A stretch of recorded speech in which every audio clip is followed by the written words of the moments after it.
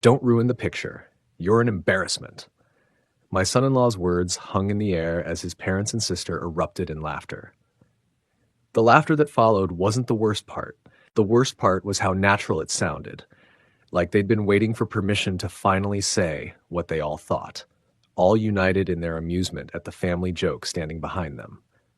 I stepped back, smiled even, because in that moment, watching them pose for their perfect photo, I realized something liberating. I was done. They wanted me out of their picture. They had no idea what they just set in motion. Before we continue, please subscribe to stay updated on our latest stories, and feel free to share your thoughts in the comments. And that's when I told the realtor, listen, we're not desperate. We know what our house is worth.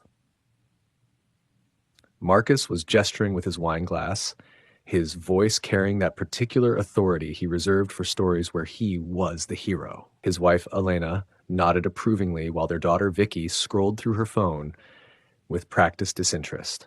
We were celebrating Marcus and Elena's 25th wedding anniversary at my dining table with wine I'd bought in the house where their son Kyle had been living rent-free with my daughter Natasha for 2 years now. But the way they held court, you'd think they were hosting. Smart move, Dad, Kyle said, refilling his father's glass while pointedly ignoring my empty one. You've got to show strength in negotiations.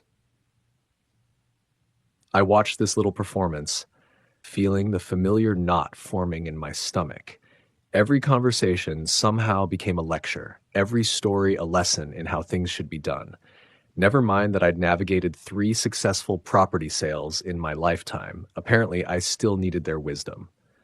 Well, not everyone understands real estate, Elena said with that practiced smile of hers, the kind that made you feel like you were missing the punchline of a joke. Some people just settle for less than they deserve. Natasha let out a small, uncomfortable giggle, my own daughter, and reached for the dessert I'd spent 2 hours making. Mom, you're so right. Some people don't even negotiate. They just accept whatever they're offered. My hands tightened around my fork. The way she said some people, like I wasn't sitting right there. Like the mortgage payments I'd made on this house for 15 years were invisible. Like the reason they could afford to be so particular about real estate wasn't sitting at the head of the table, quietly swallowing their condescension. Speaking of accepting things, Vicky said without looking up from her phone, didn't you just take whatever salary they offered at your last job change, Dennis? She finally glanced at me, eyebrows raised in mock concern. I heard Kyle mention something about that. The table went quiet for half a second, that particular silence that falls when someone has crossed a line, but everyone wants to see how it plays out. That was different circumstances, I said carefully, my voice steadier than I felt. I looked at Kyle, wondering when my employment history had become dinner conversation between him and his sister. Different how? Marcus leaned forward, suddenly interested. I mean, in my experience, a man who doesn't negotiate his worth usually doesn't value himself properly. Elena made a soft sound of agreement. It's all about confidence, isn't it? Knowing what you bring to the table. What I bring to the table, I repeated slowly, looking around at the faces surrounding my table, eating my food in my house. The absurdity hit me like a physical weight. Oh, Dad, Natasha said quickly, catching something in my tone. She reached over and patted my arm like I was an overgrown child having a moment. You know they don't mean anything by it. They're just trying to help. Kyle nodded earnestly. Exactly. We're family here. We can speak honestly with each other, right? He smiled at me, but there was something cold in his eyes. I mean, that's what family does. They help each other grow. Growth, I murmured, watching him sip wine that cost more than most people spent on groceries in a week. Right. Vicky finally put her phone down. See? This is why I love coming here. Everyone's so genuine. She looked around the table with satisfaction. No pretense. No walking on eggshells. Just real family conversation. Real family conversation. As if the past hour of subtle digs and backhanded advice was some kind of gift they were giving me. I could feel my jaw clenching, could feel that dangerous heat rising in my chest, the same feeling I'd been swallowing for months now. Every family dinner, every casual visit, every time they treated my home like their personal clubhouse where they could practice their superiority on the help. You know what? Natasha said suddenly, standing up with a bright smile that looked forced even to me. The evening's getting late, and we haven't taken any pictures together. Mom and Dad's anniversary deserves some documentation, don't you think? She moved toward the living room, calling over her shoulder. Come on, everyone. Let's get a nice family photo before you all head home. Perfect spot, Natasha said, gesturing toward the living room where the evening light filtered through my windows. Everyone gathered around the couch. They moved with practiced ease, arranging themselves like they'd done this 100 times before. Marcus and Elena took the center spots on my leather sofa, Kyle and Natasha flanking them, while Vicky perched on the armrest with the casual confidence of someone who'd never questioned their place in any picture. I approached the group, but as I moved to stand behind the couch, Kyle stepped sideways, effectively blocking my path. Actually, Dad, Natasha said quickly, maybe you could stand over there? The light's better. I looked where she was pointing, several feet away from the tight family cluster they'd formed, far enough that I'd barely be in the frame. Over there? I repeated, not moving. But I'll barely be in the picture from that distance. It's just for the composition, Ovishai, Kyle said, his voice carrying that practiced patience he used when explaining things to people he considered slow. Trust me, it'll look better. I stayed put. Actually, I think I'll fit just fine right here. I moved to fill the gap behind Marcus and Elena, placing my hands on the back of the couch, my couch, in my living room. Kyle's jaw tightened visibly. Look, we're trying to get a good shot here. And I'm trying to be in it, I said evenly. Seems like we want the same thing. Do we? Kyle's voice had an edge now, because you're making this really difficult. The room went quiet. Even Vicky lowered her phone. I'm making it difficult, I asked, genuinely puzzled. I'm just standing in my own living room. Kyle's face was flushing now. Look, we want to get a nice photo here, something we can actually be proud of. Maybe it would be better if it was just, people who've actually accomplished something, built something meaningful. His voice was getting louder, more agitated. Not someone who just exists. Don't ruin the picture. You're an embarrassment. The silence that followed was deafening. Then Marcus let out an uncomfortable chuckle. Elena followed with a nervous laugh. Vicky giggled behind her phone, and even Natasha managed a small, strained laugh. Oh, come on, Dad, Natasha said quickly. Kyle's just joking around. You know how he is. Kyle forced a grin, but his eyes remained cold. Yeah, just kidding, Dennis. Don't be so sensitive. I stepped back, smiled, and watched them take their perfect photo. Something inside me had gone very quiet. Not hurt, not anger, but something much colder. And for the first time in years, I decided not to push that feeling down. Click. Beautiful, I said as they examined the result on Vicky's phone. You all look so comfortable. Speaking of comfortable, Kyle, how's the job search going? It's been, 6 months now since you left your last position. Kyle's head snapped up. It's been 3 months, and I'm being selective. Selective, of course, I nodded thoughtfully. That must be nice, having the luxury to be selective, especially with rent prices these days. What are comparable places in this neighborhood going for now? Just curious. The room temperature seemed to drop a few degrees. Natasha shot me a warning look, but I wasn't done. And Marcus, how did that big real estate deal work out? The one you were so confident about at Christmas dinner? You were quite certain it would close by February. Marcus's face had gone pale. That deal, there were complications. Market conditions changed. Ah, complications. I sat down in my recliner, the one Marcus had been occupying all evening, and leaned back comfortably. Elena, didn't you mention at Easter that you were thinking of taking that cruise this fall? The Mediterranean one? That must be expensive. But I suppose with Marcus's real estate success... Dennis. Elena's voice was tight. I don't think...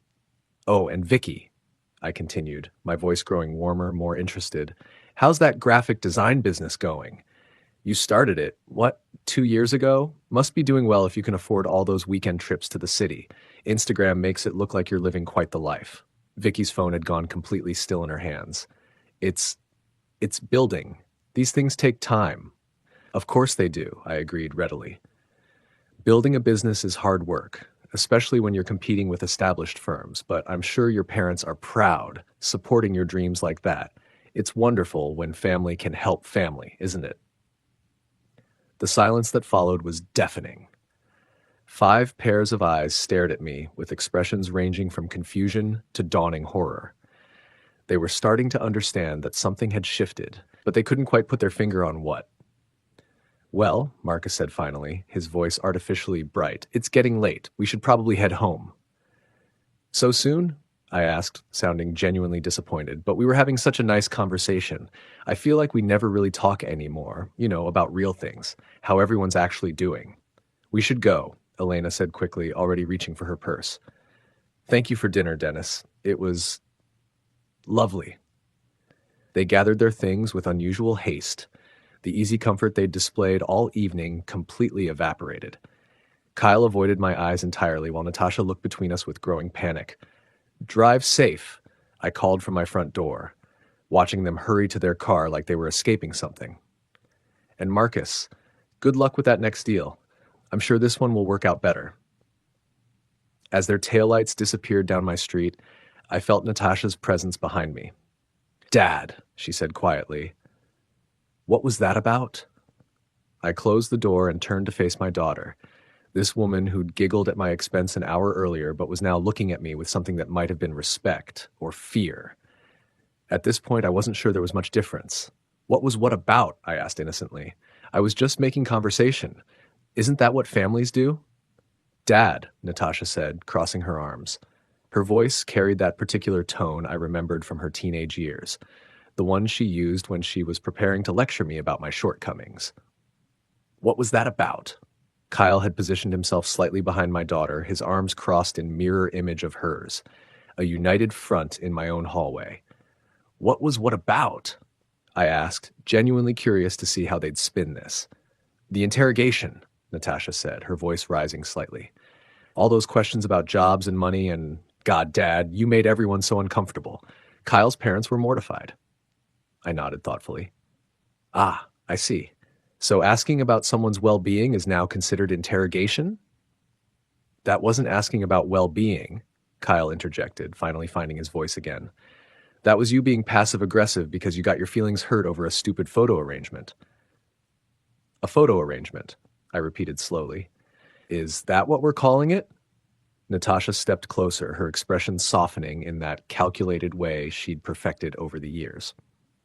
"Look, Dad, I know Kyle came across a bit harsh earlier, but you have to understand, we were just trying to get good lighting. You're being way too sensitive about this." "Sensitive." I let the word hang in the air between us. So when your husband tells me I'm an embarrassment who should stay out of family photos because I haven't accomplished anything meaningful, I'm being sensitive for having a reaction to that. Kyle's face flushed again. "I was stressed, okay? You were being difficult about the photo, and I lost my temper for a second, but then we all laughed it off. It was just a joke." "A joke," I said. "Right. The kind of joke where everyone laughs except the punchline." "Oh, come on," Natasha said, throwing her hands up in exasperation. "This is exactly what Kyle meant. You always make everything about you. We ask you to step back a little for better composition, and suddenly it's this huge personal attack. Do you hear yourself?" I looked at my daughter, really looked at her, and saw a stranger wearing a face I'd loved for 28 years. When had she become someone who could stand in my living room and tell me that humiliation was my fault for feeling humiliated? "You know what, Natasha?" I said quietly. "You're absolutely right. I do make everything about me. This house, about me. The mortgage payments, about me. The food in your refrigerator, the electricity keeping your lights on, the car insurance on that Honda you drive, all about me." Kyle shifted uncomfortably. "Dennis, look, maybe we should all just calm down." "I am calm," I interrupted, my voice still level. "In fact, I'm clearer than I've been in years. You want to know what I realized tonight? I've been making everything about me, and that's been the problem. I've been carrying the weight while you two have been living the life." Natasha's expression was shifting from annoyance to something that looked almost like panic. "Dad, what are you saying?" "I'm saying maybe it's time for you both to start making things about you for a change."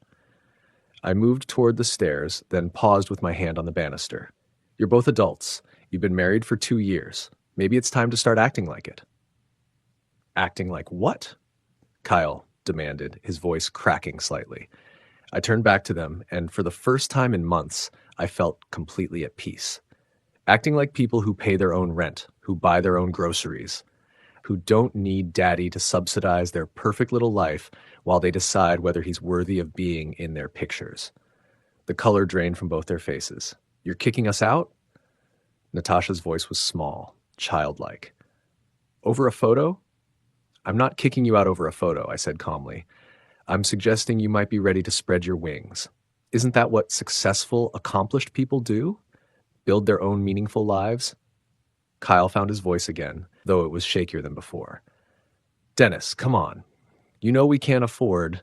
the job market is tough right now, and with everything. With everything what? I asked pleasantly. With everything you've accomplished?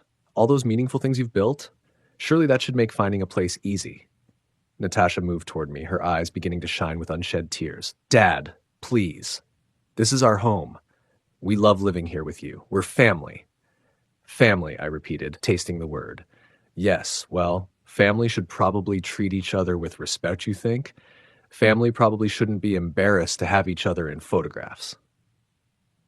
I started up the stairs, then stopped again. Tell you what, take the weekend to think about it. Monday morning, we can sit down and discuss a timeline that works for everyone. Fair enough? I didn't wait for their answer. As I climbed the stairs to my bedrooms, I could hear urgent whispers starting below, the sound of people who had just realized the ground beneath their feet wasn't as solid as they'd thought. For the first time in 2 years, I was looking forward to Monday morning. Saturday morning, I woke to the unusual sound of activity in my kitchen. The smell of bacon drifted upstairs. Real bacon, not the turkey substitute Natasha usually bought with my grocery money. When I came downstairs, I found them both bustling around like they were auditioning for a commercial about happy families. Good morning, Dad. Natasha beamed, sliding a plate of perfectly arranged Eggs Benedict toward me. Kyle ran out early to get fresh flowers for the table. Aren't they beautiful? Kyle emerged from behind the refrigerator, orange juice carton in hand, wearing an expression of determined cheerfulness. Thought you might like fresh squeezed, he said. I know how you appreciate the real thing. I sat down and took a bite. The eggs were perfect, the hollandaise rich and properly emulsified. This is lovely, I said. What's the occasion? They exchanged a quick glance, the kind of look that said they'd rehearsed this conversation. No occasion, Natasha said, settling across from me with her own plate. We just realized we don't do enough nice things for you. You work so hard to take care of us. Speaking of which, Kyle added, refilling my coffee cup without being asked, we've been thinking about what you said Monday night, about timelines and transitions. Have you? I asked mildly. Yes, and we want you to know we understand, Natasha said, her voice taking on that earnest quality she'd perfected in high school debate team. We're not kids anymore. We should be contributing more, pulling our weight. Kyle nodded enthusiastically. Exactly. We've been looking at apartments online all morning.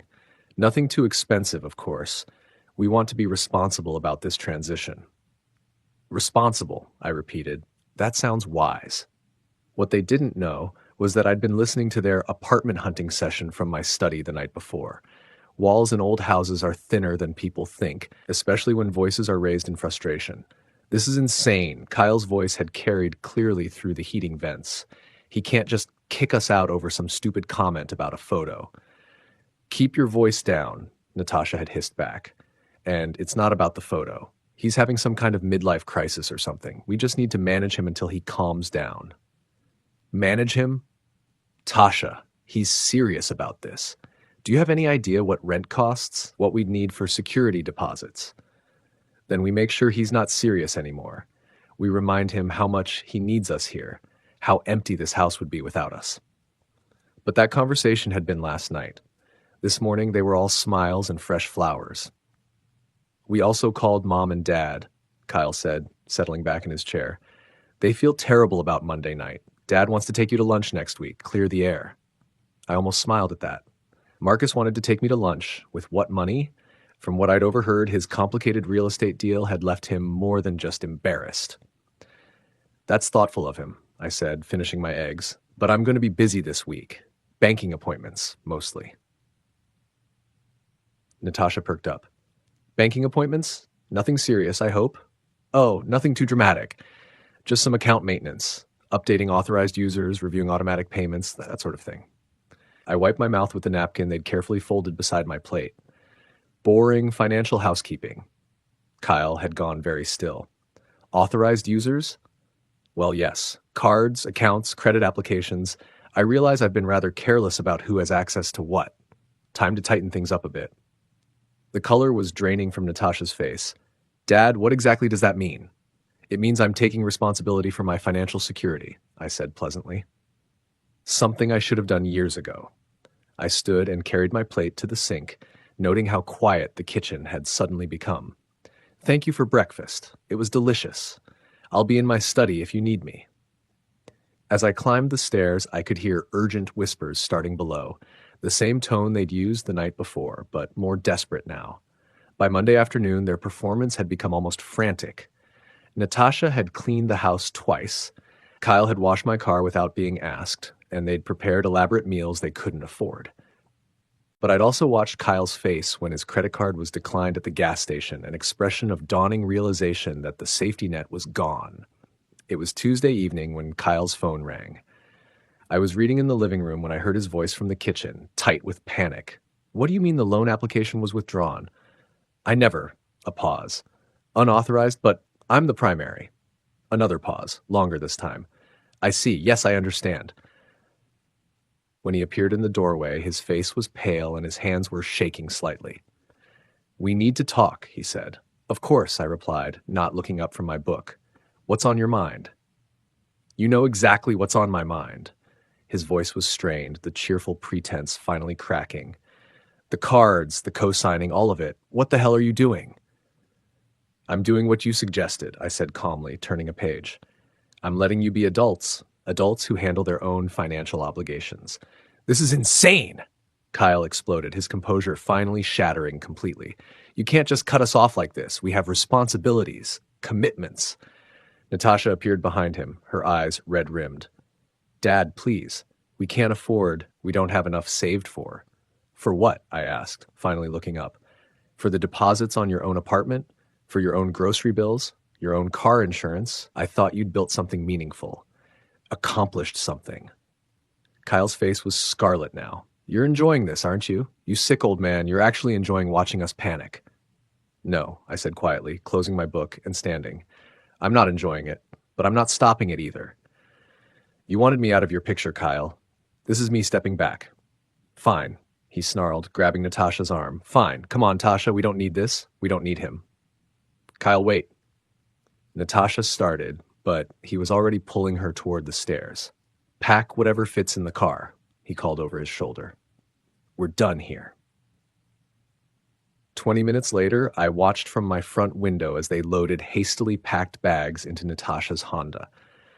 Kyle slammed the trunk hard enough to rattle the neighbor's windows, while Natasha stood by the passenger door, looking back at the house, at me, with an expression I couldn't quite read. As they pulled out of my driveway, tires squealing slightly on the asphalt, I found myself smiling. Not from cruelty, not from revenge, but from something simpler and more profound. The quiet satisfaction of a man who had finally stopped pretending that being used was the same thing as being loved.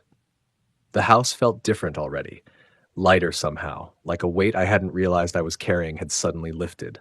For the first time in 2 years, I was alone in my own home, and it felt perfect. 4 days, that's how long their independence lasted.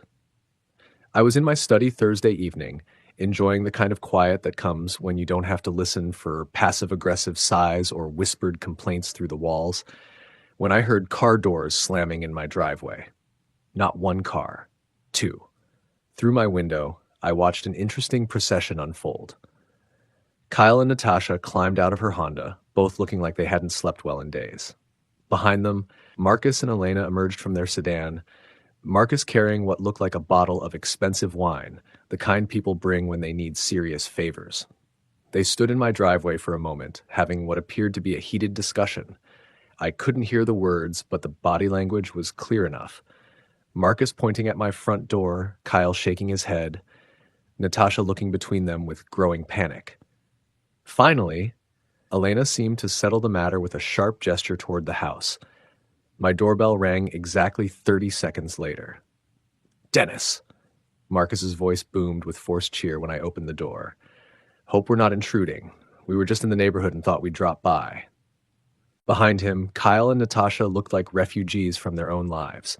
Natasha's usually perfect hair was pulled back in a messy ponytail, and Kyle's shirt was wrinkled in a way that suggested it had been slept in. They avoided my eyes entirely. Of course, I said, stepping aside. Come in. They filed into my living room with the awkward energy of people who weren't sure of their welcome. Marcus made a show of looking around appreciatively, as if seeing the place for the first time. Beautiful house, he said. Really, Dennis, you've got something special here. Thank you, I replied, settling into my recliner. What brings you by? The silence that followed was deafening. Kyle and Natasha exchanged glances, neither wanting to be the first to speak. Finally, Elena cleared her throat.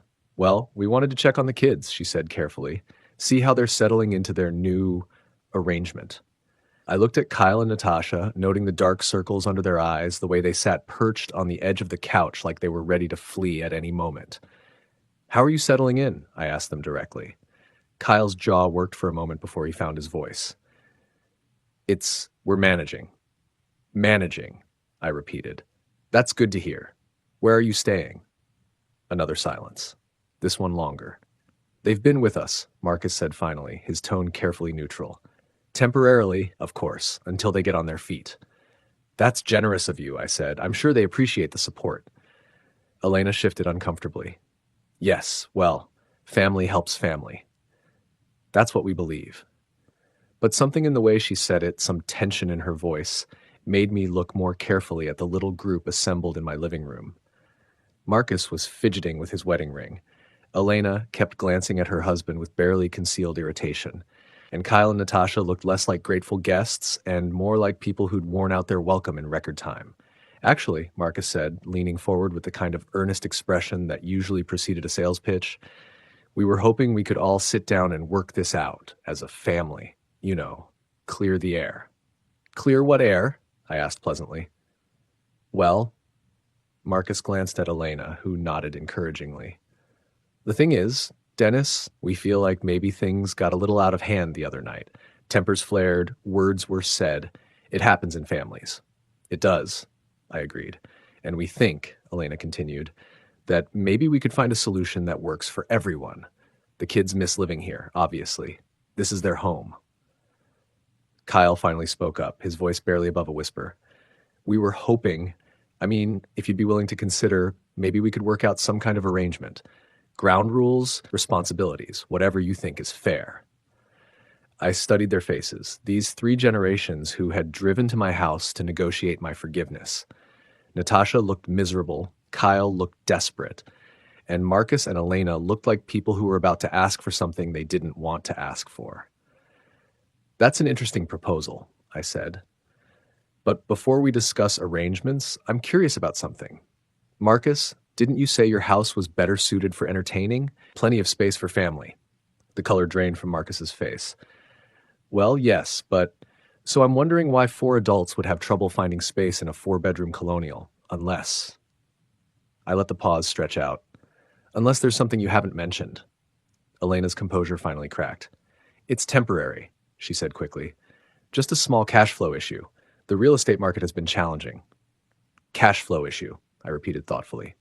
How challenging? Marcus's carefully maintained facade was crumbling before my eyes. Look, Dennis, the truth is, we're in a bit of a tight spot. That deal I mentioned, it didn't just fall through. We lost our deposit, a significant deposit. How significant? Significant enough that we might lose the house. His voice dropped to barely audible. We've been hoping to refinance, but with the market conditions and our current situation, the picture was becoming clearer. So when you offered to let Kyle and Natasha stay with you, you were actually hoping they'd contribute to your mortgage payments. Silence. And when that didn't work out because they don't have any income to speak of, you all decided to come here, together, to ask me to take them back, and I looked at Marcus. What exactly were you hoping I might do for you? Marcus's pride finally gave way to desperation. We were hoping you might consider a loan, just temporary until we get back on our feet. We're good for it, Dennis. You know we are.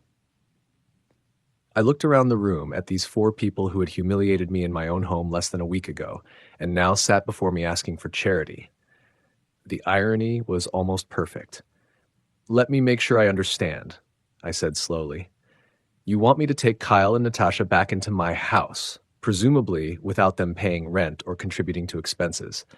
And you want me to loan you money to save your house. Is that accurate? Four nods. And in exchange, I get what exactly? The question hung in the air like a challenge. Kyle finally found his voice. You get your family back, he said quietly. We know we made mistakes, Dennis. We took you for granted, but we're family. That has to count for something. Family, I said, turning the word over like I was examining something I'd never seen before. Yes, Kyle, you mentioned family before, right before you called me an embarrassment who ruins pictures. Kyle's face crumpled. I was wrong. I was so wrong. And I'm sorry. We both are. Natasha spoke for the first time since arriving. Dad, please.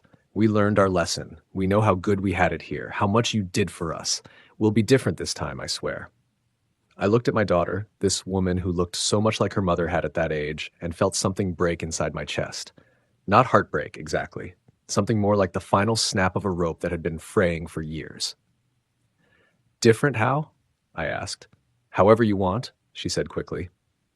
Rent, chores, whatever rules you set. We just want to come home. Home, I repeated. This is your home? Yes, she said, tears starting to form in her eyes. Of course it is. I stood up slowly, feeling older than I had in years. No, I said quietly, it isn't. The silence that followed was different from the others, heavier, more final. This is my home, I continued.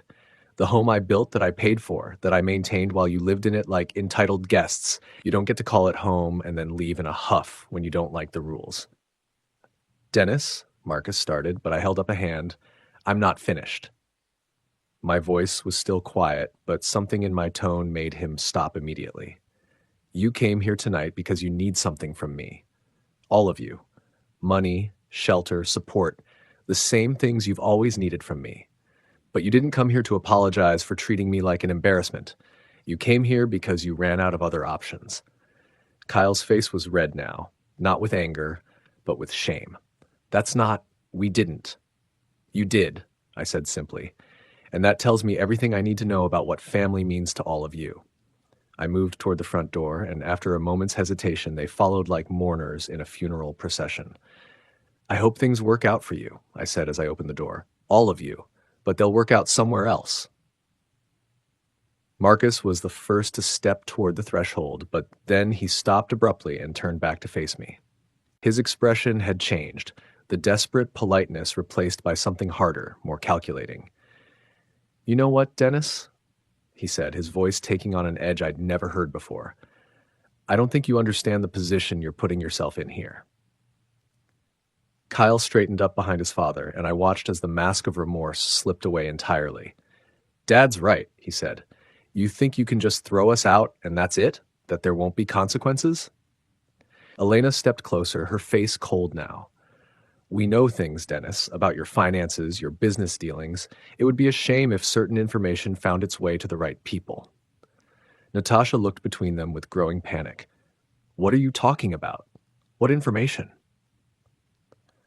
But Marcus was staring at me intently now, and I could see the predator that had been hiding behind the family man facade. Let's just say that generous fathers who support their children so lavishly sometimes attract attention from people who wonder where all that money really comes from. The threat hung in the air between us, ugly and unmistakable. They weren't here to apologize or reconcile. They were here to collect what they thought they were owed, one way or another. I looked at these four people standing in my doorway, my own daughter among them, and felt something cold and final settle in my chest. I see, I said quietly. Well, in that case, I think we need to have a much more honest conversation. Why don't you all come back inside? I closed the front door and turned to face the four people who had just shown me exactly who they really were. The mask was off now. No more pretense, no more family theatrics. Just raw ambition and desperation laid bare in my hallway. So, I said, settling back into my recliner with the calm of a man who'd been expecting this moment for a very long time. Threats. financial blackmail, anonymous tips to investigators. I looked around at their faces, noting how Marcus stood straighter now, how Kyle's jaw was set with newfound confidence, how Elena watched me like a predator sizing up prey. Is that really the road you want to go down?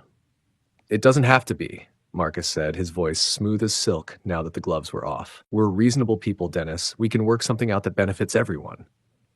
Benefits everyone, I repeated thoughtfully.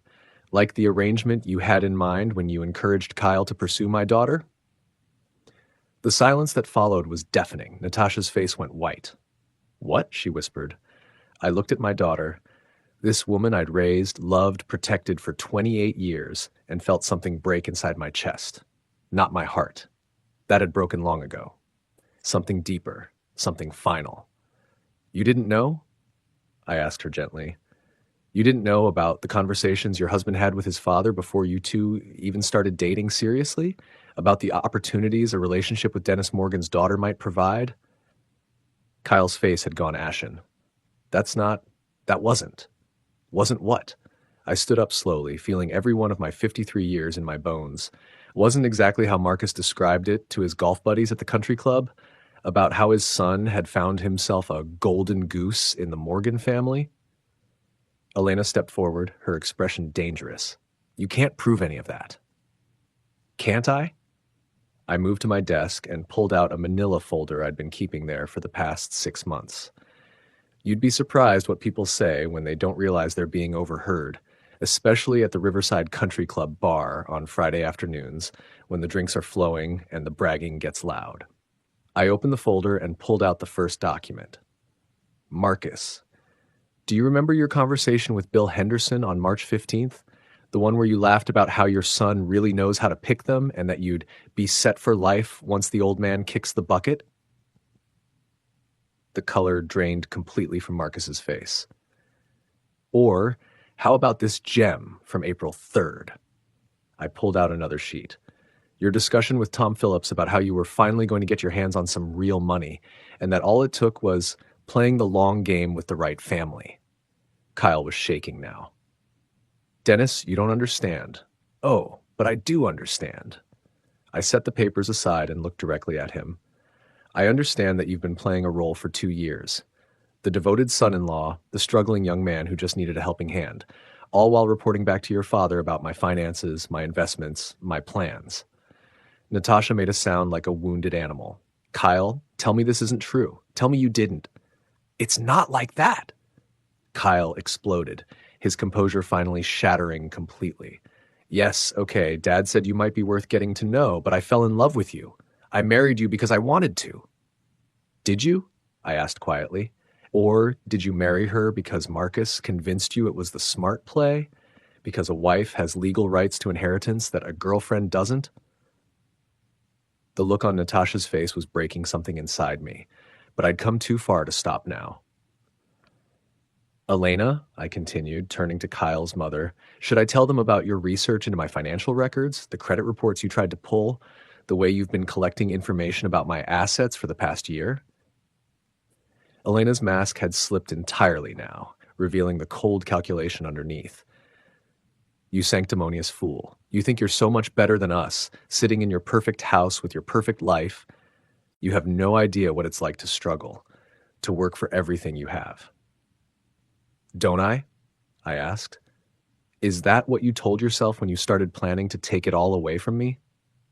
I pulled out the final document from my folder, the one I'd been hoping I'd never have to use. Elena, should I tell them about your research into my financial records? The credit reports you tried to pull?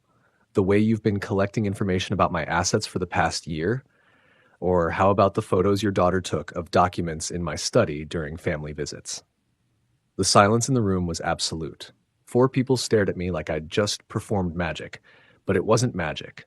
It was just patience, planning, and the kind of methodical documentation that comes from years of building and protecting a business.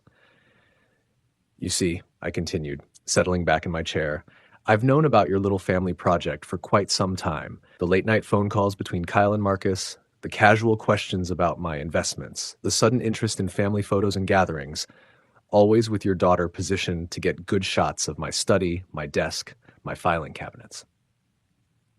Kyle was backing toward the door now, dragging Natasha with him. You're insane. You're paranoid, and I'm thorough, I corrected. And I'm patient. I wanted to see how far you'd all go, how long you'd keep up the charade, whether any of you, I looked directly at Natasha, whether any of you actually cared about me as anything more than a meal ticket. Dad, Natasha whispered, tears streaming down her face now. Dad, I didn't know. I swear I didn't know about any of this. I studied her face, this woman who'd laughed at me being called an embarrassment, who'd giggled at her husband's jokes about my worth, who'd spent 2 years treating my home like her personal hotel while her in-laws plotted to take everything I'd worked for. Maybe you didn't know the details, I said quietly, but you knew something, didn't you? You knew Kyle was different around his family when they talked about money. You knew they were unusually interested in my business affairs. You knew, and you chose not to ask questions because ignorance was more comfortable than truth. Her face crumpled, and I knew I'd hit the mark. Marcus made one final attempt to regain control. This is all very dramatic, Dennis, but it doesn't change your situation. You still need family. You still need people who care about you, and we're still the only family you have. I stood up slowly, feeling something that had been coiled tight in my chest for years finally release. No, I said quietly, you're not. I walked to the front door and opened it wide. You're thieves. You're manipulators. You're people who saw a lonely widower and decided he'd make a perfect mark for a long con. I looked at each of them in turn. But you're not family. Family doesn't plot to rob each other. Family doesn't marry for inheritance rights. Family doesn't threaten financial blackmail when their schemes fall apart. Kyle's face was purple with rage now. You'll regret this, you miserable old fool. We'll make sure you regret this. I'm sure you'll try, I agreed. But here's the thing about having documentation of criminal conspiracy. It tends to make people reconsider their threats pretty quickly. Elena grabbed her son's arm. We're leaving. Now. But Marcus wasn't done. This isn't over, Dennis. You think you've won something here, but all you've done is guarantee you'll die alone in this house with no one who gives a damn about you. I watched them file toward the door. These people who'd spent years of their lives trying to steal mine, and felt something I hadn't experienced since my wife died. Complete, perfect peace. You're wrong about one thing, Marcus, I called after them. I won't die alone. I'll die free. Free from people who saw me as nothing but a source of money. Free from people who measured my worth by what I could provide rather than who I am. Free from the exhausting work of pretending that being used was the same thing as being loved. As they reached their cars, I heard Kyle shouting something about lawyers and consequences, but his words were lost in the distance. Natasha turned back once, her face a mask of grief and confusion, but Elena pulled her away before she could speak. I watched their taillights disappear down my street for what I knew would be the final time, and closed the door on the longest con game anyone had ever tried to run on me. The house was quiet, but this time the silence didn't feel empty. It felt like freedom. If you enjoyed this story, remember to like this video, subscribe to the channel, and share your thoughts in the comments. And when you're ready for the next story, just click the box on the left. Thanks for watching.